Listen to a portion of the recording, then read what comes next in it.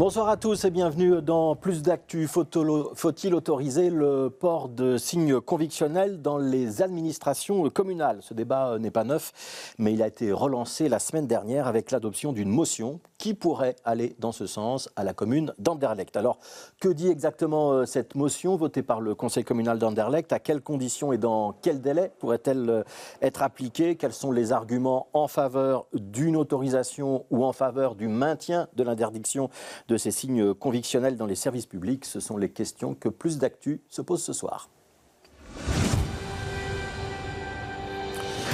Voilà, et pour débattre, nos deux invités, Olivier Minguin, vous êtes le bourgmestre de la commune de Woluwe-Saint-Lambert, membre du Parti des Filles, Marie Lecoq, députée régionale bruxelloise, mais aussi coprésidente de la régionale bruxelloise du Parti écolo. Alors, c'est un débat très passionnel, ça ne vous aura pas échappé. On va essayer de dépasser l'écume de la polémique pour entendre des arguments de fond. Je vous propose, pour commencer, d'entendre les explications de Fabrice Kums, c'est le bourgmestre d'Anderlecht, membre du Parti socialiste. C'était vendredi matin, il était dans notre matinale Bonjour Bruxelles et il revenait sur ce qui venait d'être voté la veille au soir. Je pense qu'aujourd'hui, la société a changé, évolue rapidement, et en particulier chez les jeunes, la question du port du voile n'est plus un sujet. Donc moi, je crois qu'il faut changer le règlement de travail, je le dis haut et fort, parce que aujourd'hui, c'est un frein à la diversité. Il faut changer le règlement de travail, mais il faut mettre les balises, et donc ça, c'est cette définition de balises précise qui doit encore être effectuée. Il y a des élections régionales en juin, il y a un accord de majorité qui va devoir être fait, qui va devoir être pris, et donc je pense que dans ce cadre-là, quelle que soit la décision, en fonction des partis qui seront au pouvoir, il y aura quelque chose dans l'accord de majorité régionale, et donc nous, on encadre et on prépare le terrain pour que dès qu'il y a une proposition qui soit votée, donc à l'été 2024, on puisse être prêt au sein de notre administration, parce que c'est quelque chose, c'est un débat clivant, il ne faut pas se le cacher. Et donc nous, mais donc ça veut dire que vous attendez que la région décide? Non, on commence donc, comme je l'ai dit, à définir les fonctions qui relèvent des exceptions qu'on a votées, à préparer aussi l'encadrement au sein même des services, parce que comme je l'ai dit, c'est un débat clivant et donc il faut pouvoir le préparer en toute sérénité. Alors, Marie Lecoq, on va essayer de voir si j'ai bien compris. Si j'ai bien compris, il y avait deux motions, une déposée par votre parti, écolo, l'autre qui a été finalement adoptée, c'est celle amendée par le Parti socialiste et les engagés. Dans la vôtre, on autorisait le port des signes convictionnels dans toutes les fonctions de l'administration communale et on souhaitait le faire assez vite. Et dans l'autre, celle qui était adoptée, ce ne sera pas pour les fonctions d'autorité en contact avec le public. Et on demande à la région bruxelloise de définir un cadre préalable. Est-ce que j'ai bien compris déjà jusque-là ? Alors, c'est malheureusement pas tout à fait exact, parce que nous avions en effet déposé un texte qui était assez ouvert, assez large, parce que l'objectif, c'était justement de pouvoir en discuter avec les partenaires. C'est un texte qui, lorsque nous l'avons présenté aux autres partis, c'est-à-dire début du mois de novembre, en fait, déjà, c'est un texte sur lequel nous avons très vite eu l'accord du PS et de Vooruit. Et puis ensuite, le PS a, tourné Cosaque, il a changé d'avis. Pourtant, nous avions eu des déclarations comme celle de vendredi, assez clair du bourgmestre Fabrice Kums sur leur envie d'avancer vers une neutralité inclusive dans la commune d'Anderlecht. Et ce qu'il s'est passé, c'est que nous avons, jusqu'à la dernière minute avant le conseil communal, essayé de trouver le chemin qui permettrait au Parti socialiste. C'est-à-dire que nous avons redéposé un amendement sur notre propre motion pour pouvoir aller dans le sens du Parti socialiste. C'est quoi la différence entre les deux motions? Et que le Parti socialiste a aussi déposé un amendement, mais toujours sur notre texte. Il n'y a donc bien qu'une seule motion, mais deux amendements qui se rapportent à la même motion. C'est quoi la différence entre les deux propositions et pourquoi est-ce que vous êtes abstenus? Les conseillers communaux d'Anderlecht se sont abstenus. La différence est assez simple. Le texte du Parti socialiste met au frigo cette question, puisqu'il décide de renvoyer la question vers le niveau régional, là où nous avons vu, parce que nous avons eu l'occasion d'avoir un débat riche à ce sujet au Parlement bruxellois, dans la commission des finances dans laquelle je siège, là où nous avons vu qu'en fait, il n'était aujourd'hui pas possible d'obtenir un accord. Alors que, et c'est vraiment, je crois, l'information majeure du vote qui a eu lieu jeudi au Conseil communal d'Anderlecht, alors qu'il y a une majorité de partis qui veulent avancer, qui souhaitent avancer vers l'autorisation des signes convictionnels. Une dernière question pour qu'on comprenne bien. Ça veut dire que vous aviez fait des concessions, ça veut dire que vous étiez prêt à dire on ne porte pas de signes convictionnels lorsqu'on est dans des fonctions d'autorité, notamment les fonctions d'autorité en contact avec le public. Vous étiez d'accord? C'est tout à fait un élément que nous avions, c'est un élément que nous avons mis sur la table parce que nous savons que c'est un débat qui n'est pas facile et donc on comprend bien qu'il peut y avoir des points temporaires, qu'on peut avoir des périodes d'adaptation et qu'on va en tout cas vers une autorisation plus large. Mais on peut imaginer des conditions. On était tout à fait ouvert sur ce plan-là. Alors je me tourne vers Olivier Minguin, bourgmestre. Comment ça se passe à la commune de Woluwe-Saint-Lambert? C'est interdiction totale et ça restera interdiction totale? Chez nous, c'est une totale sérénité.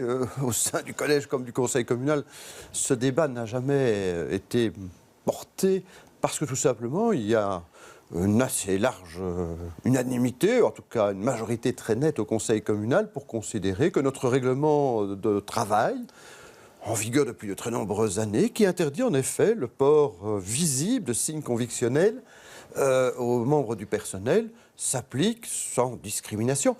Il faut mettre fin à ce bobard qui dirait que c'est une cause de discrimination en emploi. Ce n'est pas du tout une cause de discrimination. Nous avons parmi les membres de notre personnel des personnes de conviction et de confession religieuse ou philosophique très différentes. J'ai jamais entendu l'une de ces personnes venir me dire, même pour une personne qui dans la vie privée porte un signe convictionnel comme le voile, venir me dire j'ai connu une discrimination à l'embauche. Il n'y a pas de discrimination à l'embauche. Les personnes peuvent se présenter portant le voile à l'embauche et être sélectionnées. On leur dit que dans l'exercice de leurs fonctions, le devoir de respecter finalement ce que la considération que tout agent du personnel communal doit avoir à l'égard de l'usager qui est, lui, la personne la plus importante, c'est-à-dire la personne que l'on doit servir, et qu'on doit servir non seulement avec une neutralité de conviction, mais d'apparence.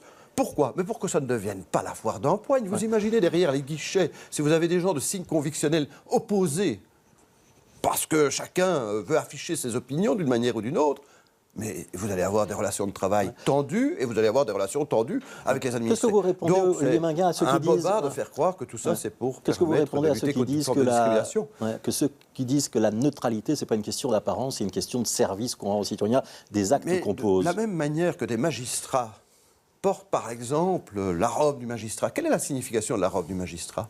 C'est de ne laisser apparaître aucun signe d'appartenance, même sociale, par sa tenue vestimentaire ou par d'autres signes. Parce que les citoyens, pour avoir la confiance dans l'autorité, doivent s'assurer que cette autorité est impartiale et qu'elle est au-dessus des convictions justement de chacun. Mais dès que vous laissez les convictions de chacun s'exprimer, notamment par l'expression vestimentaire, alors vous pourrez tout avoir. Vous pourrez avoir les t-shirts de sympathie pour un parti au moment d'une campagne électorale. Tout ça va être autorisé par votre règlement. Bien entendu, on ne pourra pas l'interdire. On ne voit pas très bien pourquoi ce qui serait interdit au titre des convictions religieuses ou philosophiques devrait l'être au titre des convictions politiques. Alors, donc on est parti pour la foire d'empoigne, c'est-à-dire tout sauf la sérénité de l'administration dans son impartialité. Alors, Marie Lecoq, une réponse là-dessus. Est-ce qu'il y a une différence entre les signes qui relèvent de la conviction philosophique ou de la religion et l'expression d'une opinion politique ou d'une opinion en faveur d'une orientation sexuelle, par exemple, des choses de ce genre-là? Eh bien, nous avons vraiment très distinctement défini et distinct, en fait, ce qui concernait les signes qui pouvaient être un signe d'appartenance à un parti politique, qui pourrait être lié à une donc personne politique. Donc, c'est juste les convictions philosophiques. C'est une discrimination, ça. Nous estimons que ça, dans le cadre de l'exercice, dans le cadre de pouvoir rendre un acte qui est neutre, c'est une nécessité. C'est la limite que nous nous sommes fixés. Et on peut avoir un débat philosophique là-dessus. Si le port de l'uniforme, jusqu'à aujourd'hui, avait été la manière d'empêcher tout acte qui aurait pu porter à des discriminations, je pense que nous le saurions. Aujourd'hui, nous sommes face à un certain nombre de discriminations, y compris de la part de personnes qui portent aujourd'hui un uniforme censé assurer une totale neutralité. Nous n'y croyons pas. Nous, ce qui compte, c'est le résultat final. Et par ailleurs, j'aimerais aussi ajouter un élément. Je pense que vraiment, sur la question du risque, il a vraiment été montré, il a été démontré que c'était vraiment un risque de discrimination à l'embauche. Et je pense que nous devons, à mon avis, tous être assez pragmatiques aussi sur cette question et souhaiter que le plus de personnes puissent venir à l'emploi en région bruxelloise particulièrement, et particulièrement dans des emplois publics qui sont une partie importante de nos emplois ici en région bruxelloise. C'est le constat que la commune d'Anderlecht a fait en disant, eh bien nous, dans notre administration, pour pouvoir recruter des profils qui sont compétents, nous avons besoin de lever cette interdiction. Alors, une courte réponse là-dessus, sur ce dernier argument, Olivier Minguin. Deux aspects. D'abord, non. c'est une discrimination de dire le port des signes convictionnels, s'ils sont à tendance religieuse ou philosophique, sont admissibles et pas à d'autres titres. Mais ça, c'est vraiment une cause de discrimination. On ne voit pas pourquoi les opinions confessionnelles, religieuses ou philosophiques seraient plus représentatives ou plus significatives que d'autres opinions. Donc on ne voit pas pourquoi dans la fonction publique, si, puisque vous dites que vous faites la distinction. Et par ailleurs, il y a une forme dans cette évolution, d'ailleurs, bonne chance à la commune d'Anderlecht pour dire quelles seront les fonctions qui bénéficient de la prétendue exception, enfin, si cette motion devait avoir quelque effet, mais c'est aussi une cause de discrimination, puisque, en somme, un agent qui pourrait porter dans des fonctions subalternes un signe convictionnel, pour avoir accès à une fonction de direction en contact avec le public, ne pourrait plus le porter. Donc, on voit bien que on se tortille. Ça s'appelle un compromis social, monsieur Minguin. Dès qu'on se détache d'un principe fédérateur, rassembleur, respectueux des convictions de chacun, parce que l'impartialité de l'administration qui est vécue depuis des décennies dans toute la fonction publique, sans discrimination, et comme je dis, moi je connais dans mon administration des personnes qui ont des convictions philosophiques ou religieuses très diverses et qui sont respectées, mais tout ça, une fois qu'elles ont franchi la porte de l'administration communale, elles en font fi. C'est ça la force de l'administration. Je vous propose d'avancer dans ce débat. On va entendre une interlocutrice. Il faut souligner que les signes convictionnels, ils sont possibles dans des communes comme celle de Malines ou de Gand, par exemple, sans que ça provoque de gros débats. On va écouter Hakima El Barou. C'est une des porte-paroles du collectif Les 100 diplômés, qui regroupe des jeunes femmes qui portent le foulard et qui demandent à avoir accès à une vie professionnelle avec leur foulard. Elle commence par une petite allusion au climat passionnel qui a accompagné le conseil communal à Anderlecht jeudi soir. Il faut savoir, par exemple, que le fait que je sois venue chez vous et ce qu'on subit, nous, depuis des semaines et des mois, on est aussi attaqué, on est aussi menacé, on reçoit aussi des courriers. Sur les réseaux, c'est aussi une catastrophe. On est aussi mis en danger. Au lieu que nous devons à chaque fois prouver que ça va bien se passer, qu'on nous amène des éléments. Est-ce que, par exemple, Actiris, est-ce qu'on a eu des cas concrets où des personnes auraient porté plainte, ou à Gand, ou autre part? Il y a eu 3 ans de groupe de travail. Monsieur Grosfilet, ça fait des années, plus de 20 ans de lutte. On a accédé, on a participé à des assises, on a fait des procès, on a joué le jeu, on a fait des recours, on a écrit, on a fait des articles, on fait des interviews journalistiques, on a fait des podcasts, un peu de tout. Et de nouveau, on veut renvoyer cette question à se dire, est-ce qu'on n'irait pas on renvoie ça à la région? Un énième groupe de travail, donc évidemment, c'est pas une avancée pour nous. C'est un retour en arrière. C'est un encommissionnement. Oui, de nouveau. Olivier Minguin, est-ce que vous pouvez entendre le ressenti de ces jeunes femmes et leurs sentiments qu'elles sont justement discriminées en fonction de leurs convictions religieuses? Mais d'abord qu'on en apporte des preuves concrètes au sein même des administrations concernées. Moi, j'en ai jamais reçu une. Ouais. Vous ne pensez pas qu'il y a des jeunes femmes qui évitent de postuler parce qu'elles savent qu'on va leur demander de retirer le voile? C'est là qu'il faut faire un travail pédagogique sans doute, mais un débat de principe. C'est en somme faire accepter le principe de la séparation entre la vie privée où toutes les convictions sont respectables et la vie de la fonction publique ou de l'autorité publique que l'on représente. C'est quoi finalement? C'est faire admettre un principe essentiel dans un état de droit, que l'autorité publique est supérieure à toute autre autorité, notamment à l'autorité religieuse. C'est ça le fond du débat. C'est ça le principe de la laïcité de l'État, oui. Ouais. Moi, je suis très attaché à ce principe de laïcité. Ça veut dire que chez Actiris, en effet, les partenaires sociaux n'ont pas voulu un jour faire le débat de principe par une grande lâcheté. Mais d'abord, c'est propre qu'à 2 villes en Flandre, c'est pas propre à toutes les villes, c'est débattu dans d'autres communes en Flandre, c'est débattu dans beaucoup de pays. Mais moi, je reste de principe sur le principe essentiel. L'autorité de l'État est supérieure à l'autorité religieuse. Et j'ajoute quand même une dimension internationale à tout ce débat, sur le port du signe plus particulièrement convictionnel qu'est le port du foulard musulman. Vous savez, quand je vois dans tous les pays où des femmes veulent se libérer de la dictature du port du voile, parce que c'est un acte de soumission au patriarcat religieux, et qu'on se dit qu'aujourd'hui, on tente dans nos pays, notamment sous l'influence de certains courants religieux radicaux, de faire en sorte qu'il y ait une avancée pour que des femmes viennent porter le port du foulard, affichent le port du foulard dans l'administration publique. Je me dis pour toutes les femmes qui, en Iran, en Afghanistan, dans tous les pays, sont en lutte contre la dictature islamiste, quel mauvais signal on leur donne en termes de solidarité. Marie Lecoq, je ne m'y résous pas. Ouais, je voudrais vous entendre là-dessus. Je pensais que nous étions dans un débat pédagogique, mais en fait, nous tombons exactement, systématiquement, toujours sur cet amalgame précis. La motion ne dit pas « nous allons obliger toutes les fonctionnaires de l'administration communale à porter un foulard La motion dit « nous levons une interdiction ».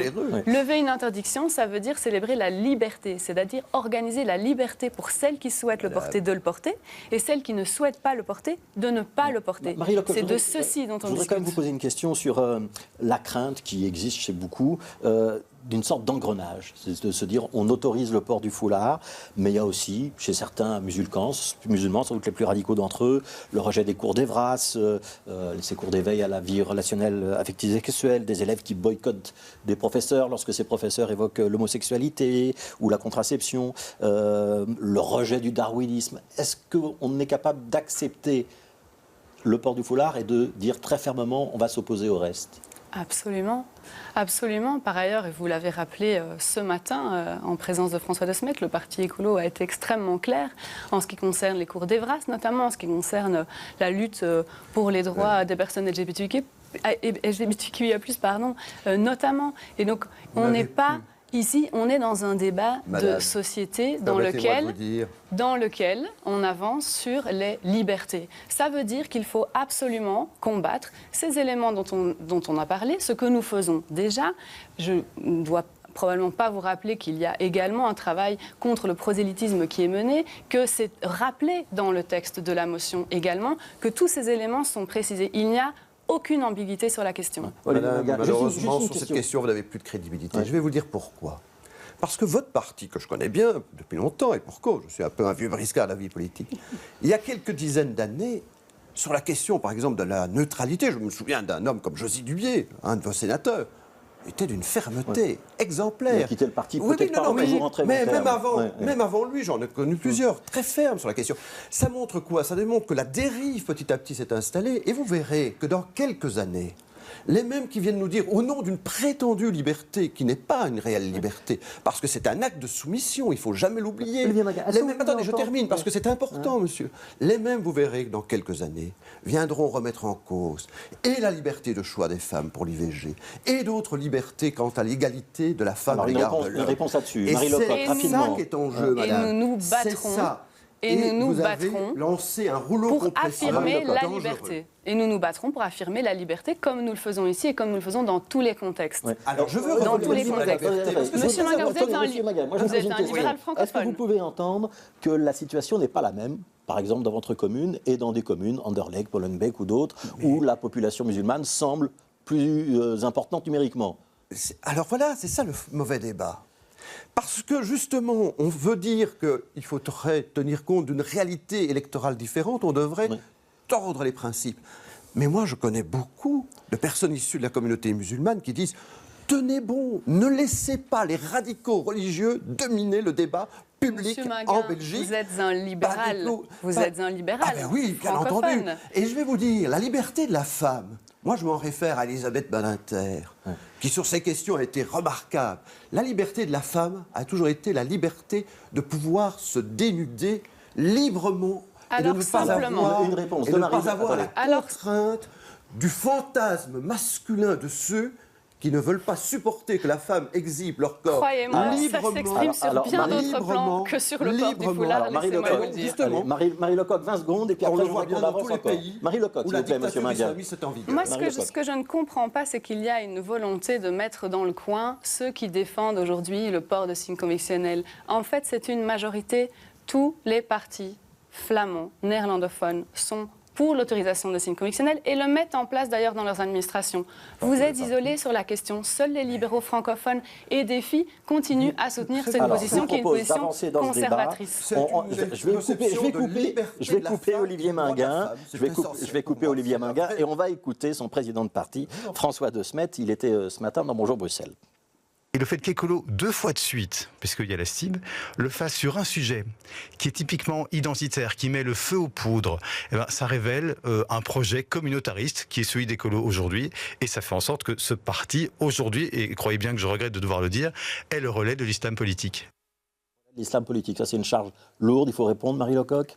C'est un dérapage grave de la part du président de Défi, et j'espère que c'est un dérapage qui va être recadré, parce qu'en fait, dans son chef à lui, je pense que même le mot dérapage n'est pas tout à fait correct. Il pense certainement ce qu'il dit, il a sûrement pesé exactement ce mot-là, et c'est extrêmement grave de venir discuter de ça et de l'affirmer par rapport à notre parti, alors que nous sommes extrêmement clairs sur les luttes que nous menons pour la liberté, et que nous sommes en cela rejoints par l'ensemble du spectre politique, à l'exception des libéraux francophones et de votre parti. Est-ce que l'expression a été excessive ce matin? Pas du tout. Non, vous êtes d'accord avec ça de se mettre? Pleinement, je l'avais déjà exprimé antérieurement. Oui. Et je voudrais dire qu'en effet, moi je le vois comme bourgmestre, je sais ce que sont les forces obscures de l'islamisme politique. Quand on dit à des jeunes filles dans ma commune qui fréquentent des activités mixtes, n'allez plus rencontrer, notamment une fois qu'elles atteignent l'âge de 11-12 ans, n'allez plus fréquenter l'école de devoirs, ou n'allez plus aux activités de jeunesse où il y a des garçons... Est-ce que ce n'est pas un autre débat, Si, c'est le même débat. Ouais. C'est la même influence souterraine du frérisme musulman qui aujourd'hui est en train de s'infiltrer dans différents cercles de décision et qui est en train de nuire à la cohésion de notre société. Marie Lecoq, est-ce qu'il y a de l'entrisme? C'est une influence sur laquelle il convient d'avoir une lucidité totale. Oui, Marie Lecoq. Poser la question est même injurieux. Le sous-entendre, c'est en fait possiblement s'ouvrir à des poursuites également. Et nous en avons déjà fait l'objet plusieurs fois. Nous ne laisserons pas dire qu'il y a un entrisme au sein du Parti écologiste, là où nous défendons la liberté des femmes de porter ce qu'elles souhaitent et de ne pas le porter. Il reste 1 minute. Je voudrais avoir votre réponse à une question simple, puisqu'on a fait référence à Anderlecht à un possible encadrement par la région bruxelloise lors des prochaines négociations de 2024. Si ce sujet vient sur la table, est-ce que Défi refuse de monter dans une majorité régionale? C'est les questions d'autoriser dans certaines communes le port de signes convictionnels. Lorsque j'ai conclu l'accord de majorité actuel, il a été clairement dit en 2019 qu'on ne changeait pas les règles en ce qui concerne la neutralité, l'impartialité dans la fonction publique. Et après 2024 Eh bien, nous n'accepterons pas de changer les règles. Et vous verrez que les électeurs nous donneront bien plus de force que vous ne le pensez sur cette question. Marie Lecoq, après 2024, est-ce qu'il faut tout le mal que je vous souhaite. Législation régionale pour simplifier les choses, ou on continue à le faire commune par commune? Nous découvrons depuis jeudi que c'est la volonté du Parti socialiste d'avancer exclusivement à la région. Nous serons évidemment un acteur pour trouver un consensus, pour pouvoir faire avancer ce débat social et sociétal, évidemment, avec force sur les questions de liberté. Marie Lecoq, députée régionale pour Écolo et coprésidente de la régionale bruxelloise d'Écolo, Olivier Minguin, membre du parti Défi et bourgmestre de Woluwe-Saint-Lambert. Merci à tous les deux d'avoir participé à ce débat. Demain soir, dans Plus d'actu, on parlera de la COP28, cette conférence pour le climat qui est en cours à Dubaï. Qu'est-ce qu'on peut en attendre et quels sont les enjeux? Et puis demain matin, dans Bonjour Bruxelles, on recevra notamment Ahmed Moussine et Zakia Katabi. Continuez à bien vous informer et à demain.